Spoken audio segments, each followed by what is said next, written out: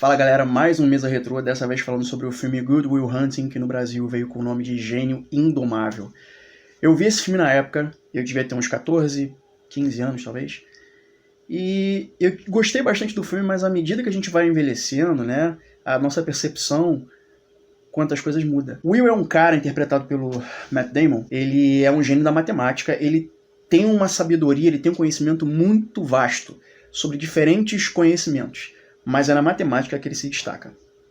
Ele trabalha numa faculdade, no Instituto de Tecnologia de Massachusetts, o qual ele é faxineiro. Nesse instituto tem um curso tecnológico de matemática, se não me engano, acho que é de matemática, e aí o professor, interpretado pelo Stellan Skarsgård, eu acho que é assim que se pronuncia, que faz o Jerry, ele lança um problema matemático muito difícil de se resolver, e os alunos, né, tem que quebrar a cabeça e tudo mais, só que quem resolve é justamente o personagem do Will, que é o faxineiro.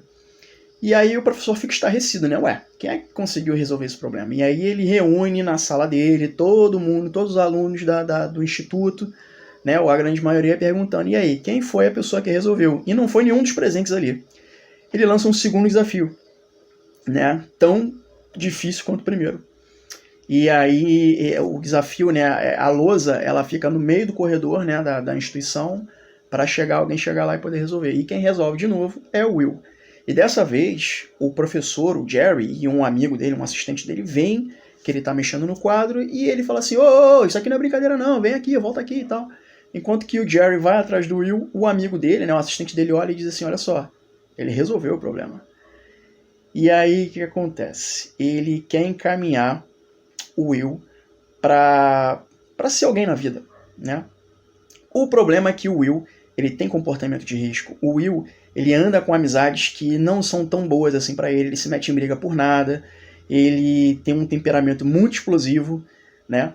Isso faz com que ele vá para cadeia, e aí ele consegue sair, tem uma condicional, rola uma espécie de condicional, o qual o Jerry, ele vira uma espécie de tutor, eu acho, quer encaminhar o Will para os estudos para que ele seja alguém na vida, só que ele tem que fazer terapia. E aí toda vez que ele vai fazer terapia, ele tira sarro dos terapeutas, ele faz na sacanagem, ele não quer nada com porra nenhuma. E então entra o personagem do Robin Williams, que está sensacional nesse filme. Cada vez que ele entra, ele rouba a cena. Se o Matt Damon já carrega o filme nas costas por conta da construção desse personagem, quando o Robin Williams entra, que faz o Sean, e tem a interação dos dois, cara, é impossível você desgrudar o olho da tela, porque o Robin Williams simplesmente é um mestre da atuação. Ele é o cara. E aí o que acontece? O Robin Williams, ele tenta estabelecer uma conexão com o Will, assim como os outros terapeutas, os outros analistas.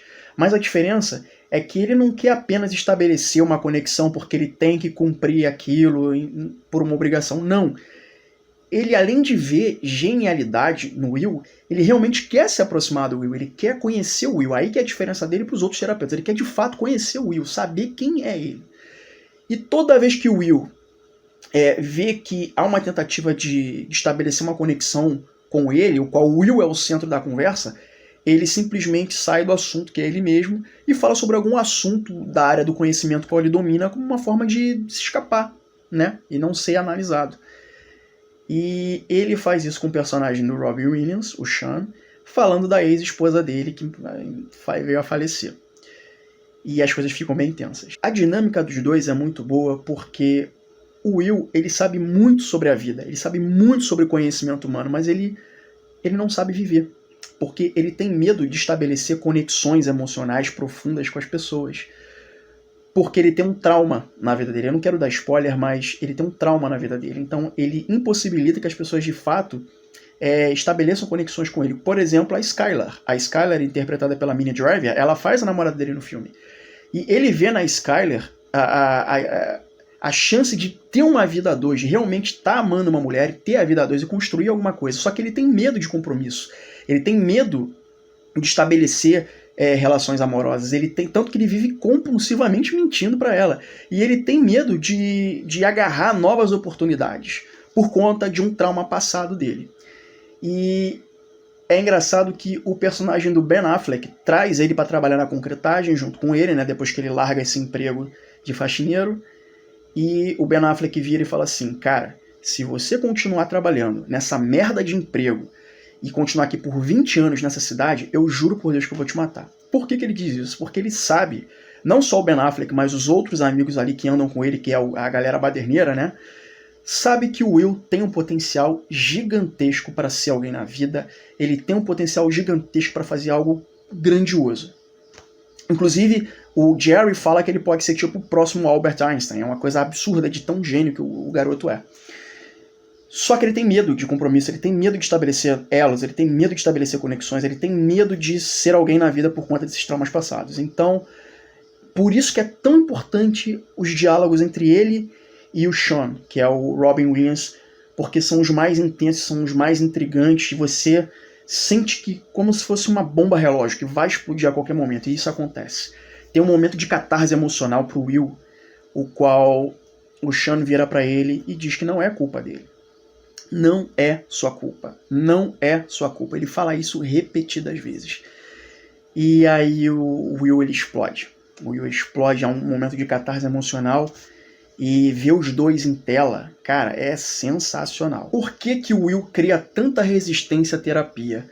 Porque é uma forma dele se confrontar, é uma forma dele se expor como um nervo, é uma forma dele se confrontar, é uma forma dele ter que encarar os piores medos e ter que encarar traumas profundos. E ele não tá pronto para isso. E é por isso que toda vez que alguém chega perto dele, analisando ele, que é o caso do Sean, ou querendo estabelecer uma verdadeira conexão com ele simplesmente cria mentiras, ou cria fantasias, ou desvencilha falando sobre alguma coisa o qual ele tem um domínio muito grande. E isso é muito interessante de ver no personagem.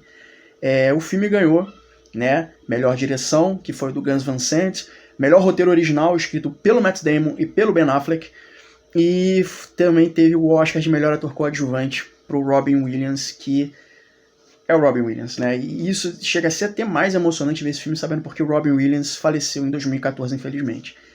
É uma ótima opção, sabe?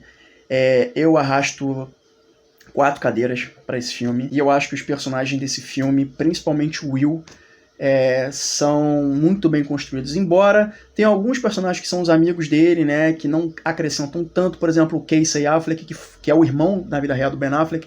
Ele é um dos amigos né, da patota lá, que fazem a confusão toda, né? Tem mais um outro personagem também. Eles não acrescentam tanto, né? Então eles poderiam até não estar no roteiro, né? Eu acho que até se fosse apenas a dinâmica do Matt Damon com o Ben Affleck, eu acho que essa coisa dele se sentir sozinho e se sentir recluso e não querer ninguém próximo dele, acho que seria até mais acentuado, mas tem a participação desses outros personagens. Não chega a atrapalhar a história do filme. E é aquele tipo de filme que a gente vê, a gente fica embasbacado, e muitas vezes a gente até mesmo se identifica com alguns personagens.